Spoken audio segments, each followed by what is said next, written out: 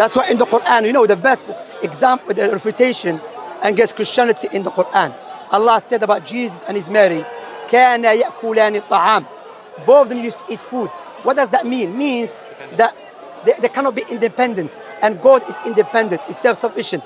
If God's in need of food, cannot be self-sufficient. That's why when I speak to Christians, I always emphasize on the most important thing, which all human beings share, which is our sound intellect. Understand? God became a baby. Okay. So when he was a baby, you can correct me. I know that Christians, they say, even when he was a baby, God was inside him. God was fully the baby. The baby, the human nature is distinct from God, but the baby and God were fully united. Yeah, so God was inside. God was fully the baby. Yeah, God was inside the baby. So again, Mary was bigger than God. Mary was bigger than God in size. Because God exists independently. Yeah, it does not. The Bible says that, and in the Quran, of course. I'm doing MMA in philosophy, so I'm saying God. I do study religion. I read all the religious textbooks, but you haven't read all Islam books. Quran, yeah. You have read Quran? Yeah. Understood it correctly, or just read read the newspaper? No. I read the Quran. I read most of Sahih Bukhari. I read most of the Bible and the Torah. So I have some understand what these religions say, right? Okay. But Vitamin D, brother. I know there's one time I read the Quran. I read the Quran many times. Okay. There is no. We're gonna go there. Yeah, say again. You read the Quran many? Yeah. You read the Quran many? Many times. Okay. Right? So I do have some understanding, but as I'm in philosophy, right? I'm thinking from not necessarily what I hold it, but I say from formally and a philosophical point of view. And God, from a philosophical point of view, is outside space and he's outside time. God is outside space. Okay. When you say space and time, again here, look. This is a poison of philosophy which Christianity adopted later on. Jesus. So did many Muslims. Likewise, I agree. Yes. So the Jewish people did first. Okay. Then the Christians followed them. Then the Muslims did follow them. You're right. So the point here is Jesus and Moses and all the prophets and messengers, they never came with philosophy. They came with the logical, rational. When you say logical, not the philosophical, defining logic. Okay. There's an overlap between logic, a religious scripture might use, and what a philosopher might use. They use the same kind of syllogistic. No, for example, like talking about space and time. Yes, we talk about space and time. Again, space is an ambiguous term. All right, because we believe God existed before the creation. Correct? Yeah. So when God created the creation, either he created the creation within himself or outside him. Which one is it? So the classical theists say he created from nothing. He created the... No, I'm not talking about from.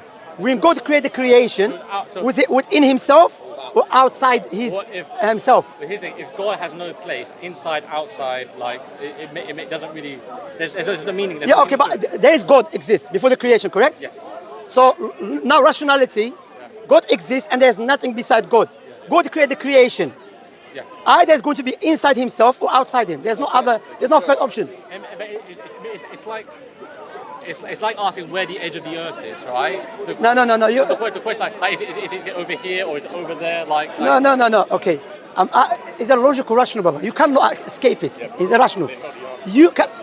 God existed all the time, has no beginning, correct? Yes, but just saying God exists doesn't mean God exists in a place. That's two different things. So I'm not asking about place or not. But then you ask, is he inside him or outside him? Yeah, so God really created the creation. So when you ask that question, did God create the creation inside himself or outside himself, you then presuppose God exists in some type of place. Does God exist? Yes, but that doesn't indicate it's a physical place. Okay. I'm not, even this term physical, you see, this is the poison of philosophy. Everyone here, I ask him, because they haven't studied philosophy, naturally, the way God created us, they say, yes, God existed, we have God. Because remember, I said to you, differentiate between conceptual belief of God, which only exists in your mind, does not exist in reality, and that's the majority of the belief of the philosophers, Muslims or Christian or Jewish, they have God that only exists in their minds, does not exist in reality. Because does God exist independently? God exists, yes. Independently, all right? And he has an essence. Yes. Okay, he has the essence. So therefore, God has the essence. So when God's going to create another creation, that creation doesn't exist outside him or inside him because there's only God now. but again, you're presupposing God You're exists. not answering my question, No, brother. but it's like me asking you which swimming pool did you go to? Which? It's like me asking you which swimming pool did you go to this morning? Which swimming pool? Yes, I went swimming pool. Hold on. If I ask, How do you know? If I ask you right now, which swimming pool did you go to this morning? Yeah. You would say that question presupposes I went to a swimming pool, but I never went to a swimming pool. No, that's a wrong analogy. No. False comparison. But there's an assumption in your question. Did God create the creation? Yes, but that don't require. I'm asking you, did God create the creation? Yes, but hold Does on. this creation Now tell me. God creating the creation. Yeah. Does that necessitate God must exist in a place to create the creation? Forget. You see, you focus on a place. I'm not focusing. But you're focusing, Brother. you're focusing on outside and inside. I'm not so I have to asking focus on place. because God exists. Okay. Yes. Okay. God exists. There's nothing beside God. Yeah. God created the creation. All right. Was it where? So the classical theists, right? They all say God created from nothing, okay? No. You're not answering my question. You answered a question that I never asked. I'm not No, but asking then you I can't where answer. did God create the creation from. I'm asking you. Imagine, give you example. Okay, nothing exists. Well, except me. If God is going to create something, if nothing exists except me, either I'm going to create it in me because there's nothing there. There's nothing there beside me, correct? Either I'm going to create it inside me or outside me. And by the way, this is an argument of Imam Ahmed mentioned it, and Ibn al-Qayyim mentioned it. Okay, you can go back to it.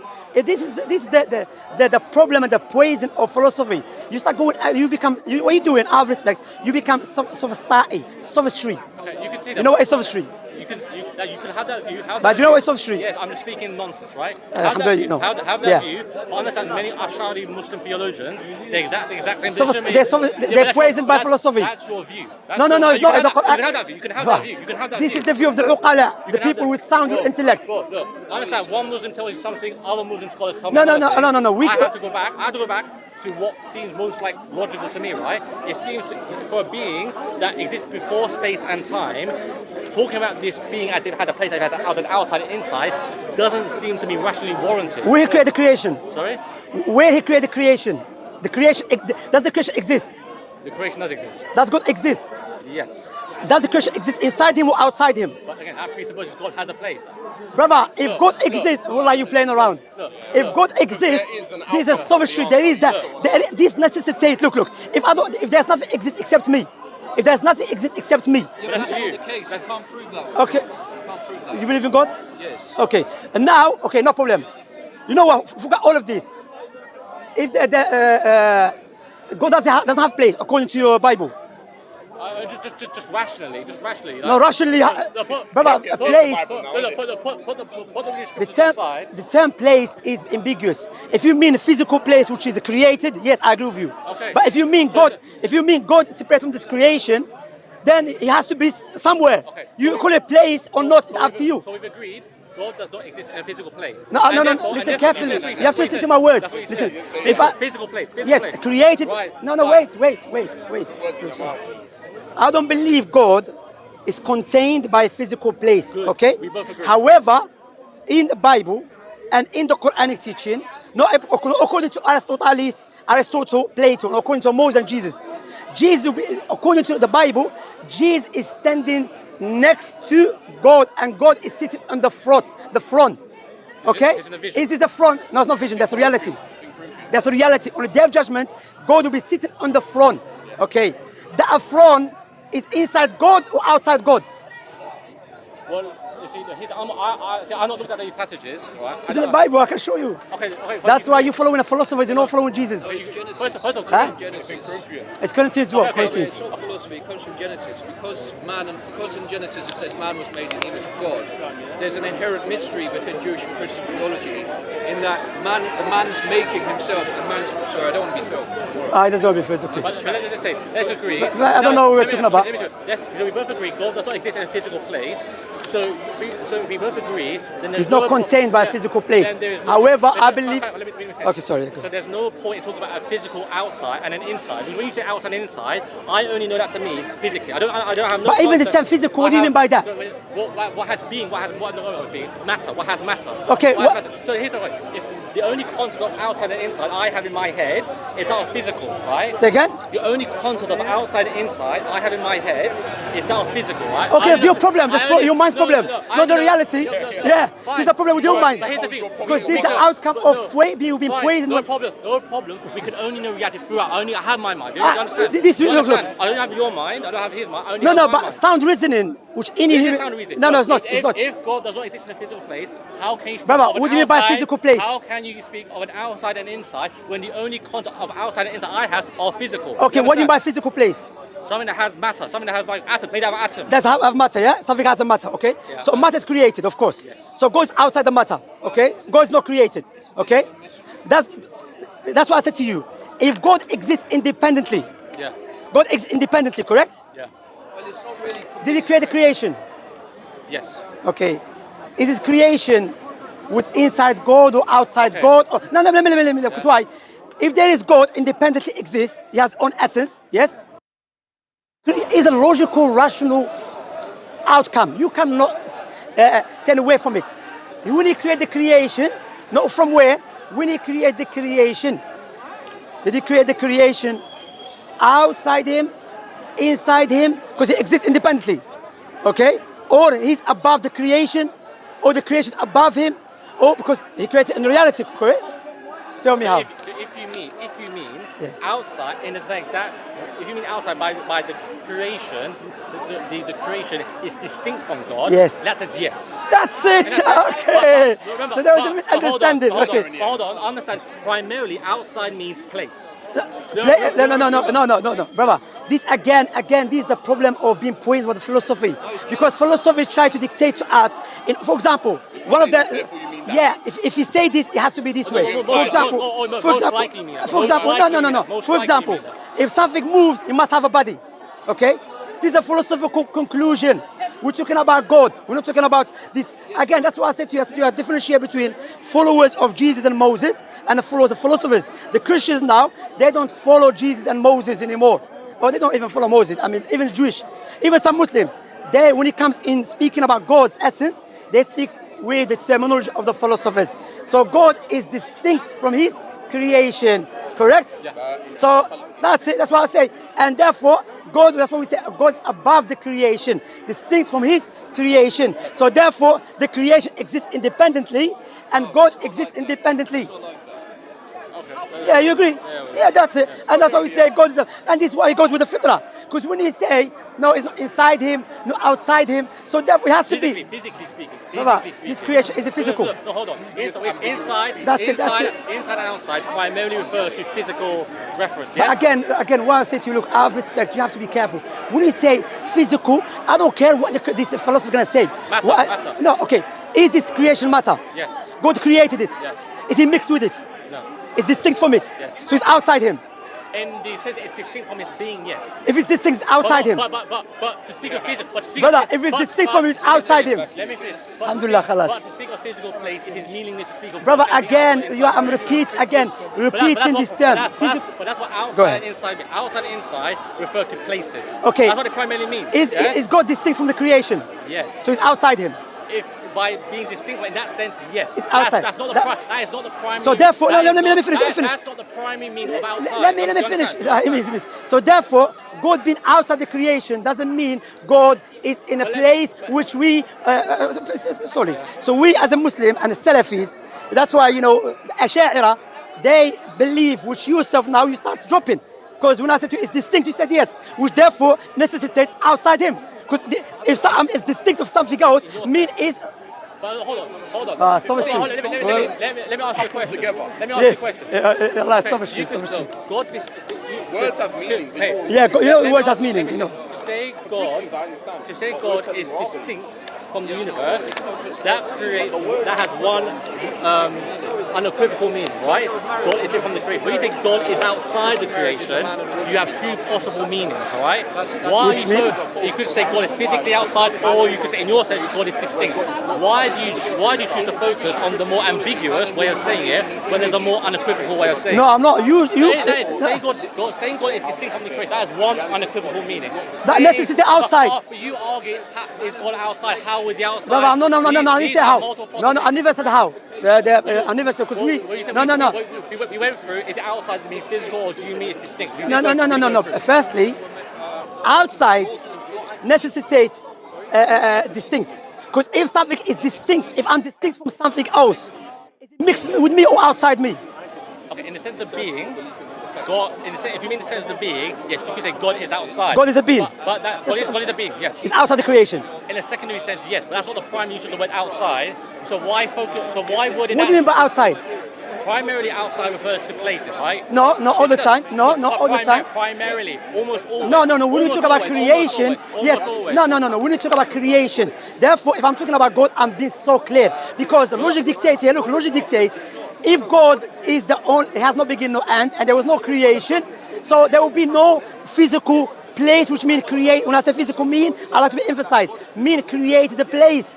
Because there was nothing created besides God had no beginning. So therefore, when God created the creation, which is, He must have a place. Therefore, when you say God has a place, if you mean God is outside the creation, I said yes, and you agree with me, separate from His creation.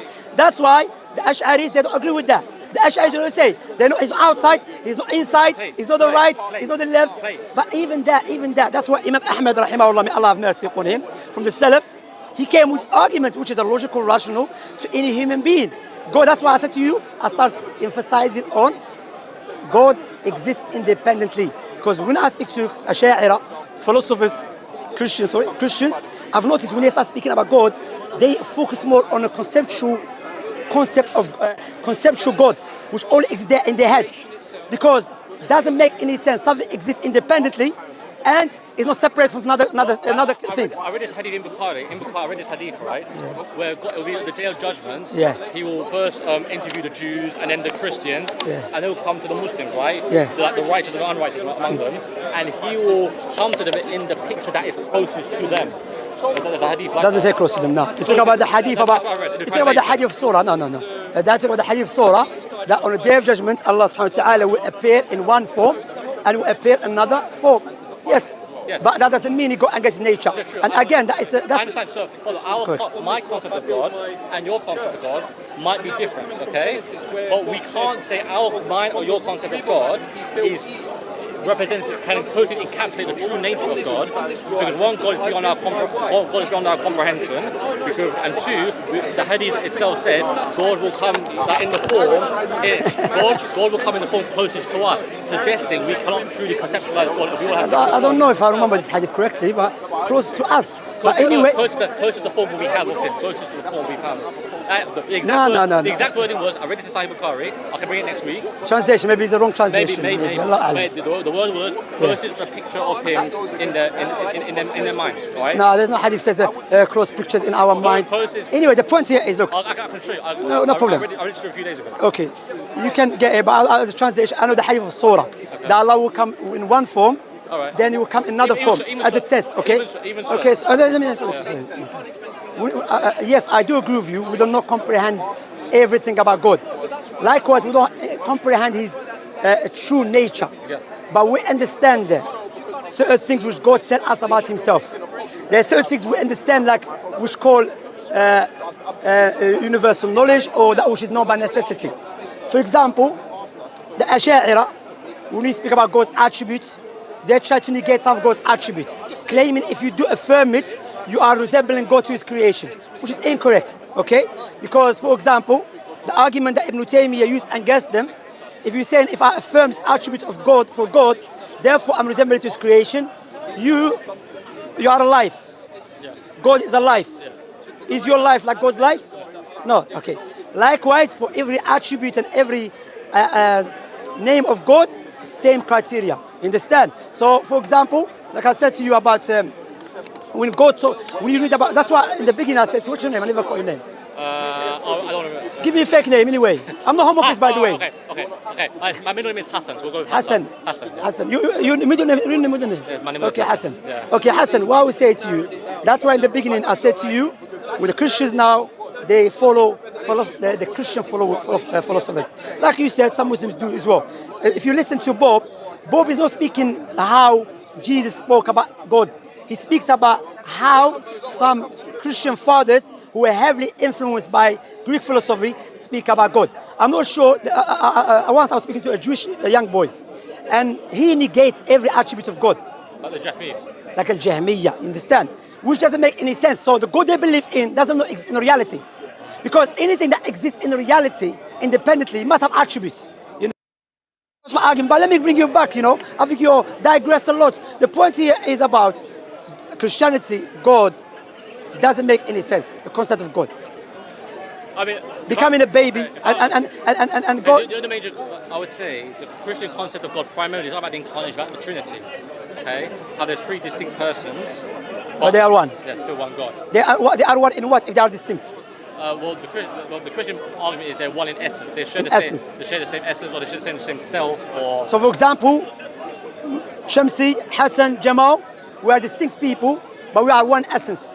Because you have human nature, same thing exactly, okay? Yeah. So now, if Jesus is God by default, God has no beginning, no end, and He has everything perfect, okay? Everything perfect, okay? And God does not submit to no one. You agree? Everything submits to God.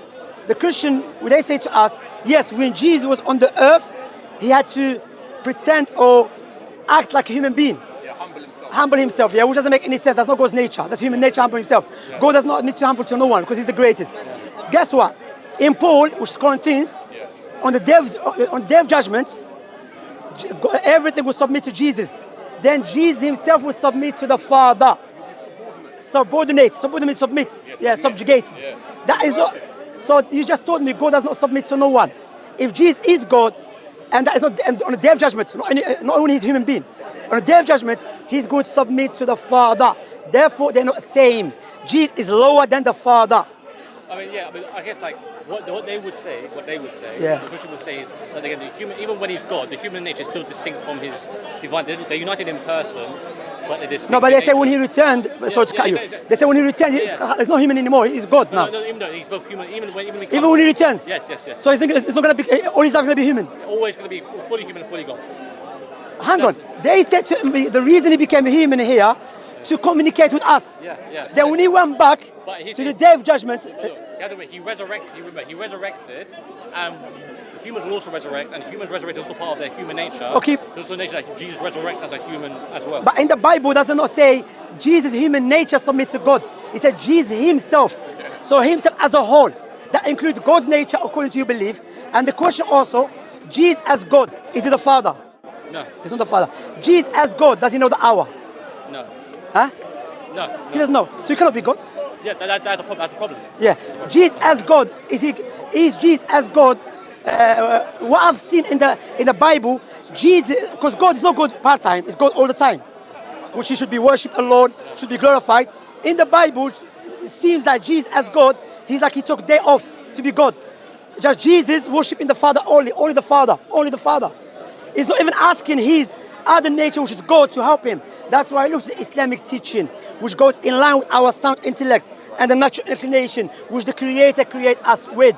That's why the Creator is the most wise. When He created you and I and everyone, He created with us the tools and devices which go in line with